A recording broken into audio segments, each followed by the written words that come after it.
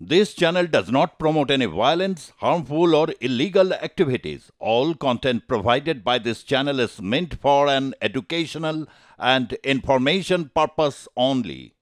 Sensor and sanitiser থেকে শুরু করে সেন্সর ডাস্টবিন সবই তৈরি করেছেন রাহুল ফাউন্ডেশনের গৌরী দেবী আইটিআই কলেজের পড়ুয়ারা। ইলেকট্রনিক্স এবং মেকানিক্যাল বিভাগের পড়ুয়াদের তৈরি এই সামগ্রী নিয়েই প্রদর্শনী। যে প্রদর্শনী ঘুরে দেখলেন রাহুল ফাউন্ডেশনের কর্ণধার RN মজুমদার। ছাত্রছাত্রীদের কাজ দেখে যথেষ্টই খুশি তিনি।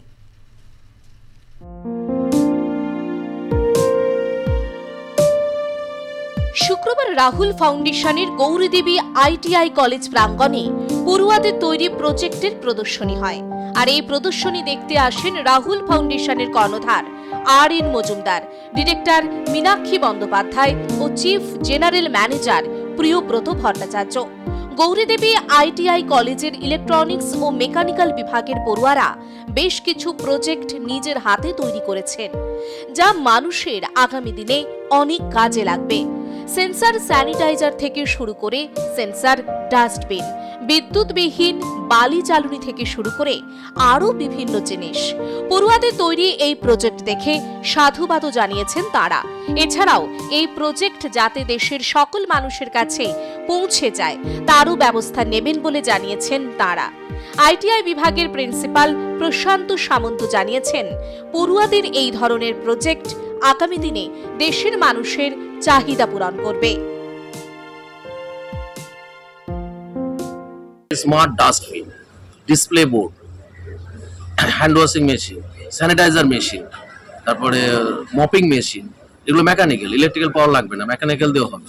ওয়েস্ট মেটেরিয়ালকে আমরা কিভাবে ইউজ করব, করে বিভিন্ন ডেকোরেটিভ জিনিস বানাবো, ঘর সাজাতে পারবো, বা আমাদের প্রতিদিনের কাজে যে বিভিন্ন জিনিস লাগে সেগুলো আমরা কিভাবে মেটেরিয়াল দিয়ে বানানো হয়, প্রোডাকশন জিনিসটা কি, কিভাবে প্রোডাকশন করা হয়, এই বিভিন্ন বিষয়ে আমরা ছেলেদেরকে এনকারেজ করার জন্য এবং সবার দৃষ্টি আকর্ষণ করার জন্য আমরা চেষ্টা করি। টেকনোলজি খুব ফাস্ট হয়ে গেছে, আমাদেরকেও সেইভাবে টেকনোলজির সঙ্গে এগিয়ে যেতে। মেকানিক্যালের দিকে দেখলাম বালি চালা, যেমন লেবার দিয়ে সেই রোদের মধ্যে দাঁড়িয়ে বালি চালতে হবে না, আমি মেশিনে ঢেলে দেবো, অটোমেটিক বালি চালা হবে। এটাও আমরা ওটার সঙ্গে কনভেয়ার বেল্টটাকে যদি আমরা অ্যাটাচ করে দিই, তাহলে কনভেয়ার বেল্ট দিই বালিটা তার প্রোডাকশনের জায়গায় চলে যাবে, বালিটা ছেলে। যেমন পাওয়ার সব জায়গায় ইলেকট্রিসিটি থাকে না, কিন্তু আমাকে কিছুটা কাটতে হবে, লেবাররা কাজ করছে, তারা সুন্দর পায়ে করে প্যাডেলিং করে কাঠটা কাটবে।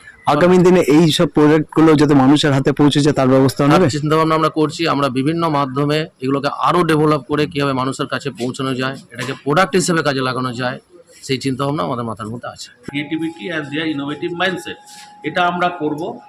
আর এদের এই জন্য আমরা ধন্যবাদ দিচ্ছি। আমরা কিভাবে এটাকে প্রজেক্ট করতে পারি সেটা দেখি, আমাদের এটা এখন কর্তব্য। ওরা ওদের কাজ করেছে, এবার আমরা আমাদের কাজ করবো ম্যানেজমেন্টের তরফ থেকে। ম্যানেজমেন্টে এতটাই ভালো লেগেছে, কালকে আমি বিকেলবেলা এটা এসেছিলাম, প্রথমে আমি ইগনোর করি, ইট ইজ মাই ফল্ট, আমি ইগনোর করি। এনারা বারবার করেছে, বলি স্যার একবার আসুন দেখুন। তখন আমার অফিস থেকেও বলা হয় যে একবার আসুন দেখুন। আমি দেখে এতটাই অভিভূত হয়ে যাই। আজকে আমি আমার অনারেবল চেয়ারম্যান স্যার, আমার অনারেবল ডিরেক্টর ম্যাডাম সবাইকে রিকোয়েস্ট করি যে দেখো, আমি এতদিন পর আমি একটা নতুন জিনিস দেখলাম, the new thing that I have seen, and that was completely done by my students. I am really happy and really satisfied with their performance, and hope that in future they will continue with this type of performance. Project হয়েছে, একটা innovative idea, আমরা ভীষণভাবে অভিভূত। ছেলেদের মধ্যে যে এত quality, এত ট্যালেন্ট আছে, না দেখলে বুঝতে পারতাম না। থ্যাংক ইউ সবাইকে। আগামী দিনে আমার মনে হয় ওরা আরও ভালো করবে। এটা তো আমাদের যে টেক ফেস্ট হয় সেটা দেখেই মনে হয় ওরা উৎসাহিত হয়েছে।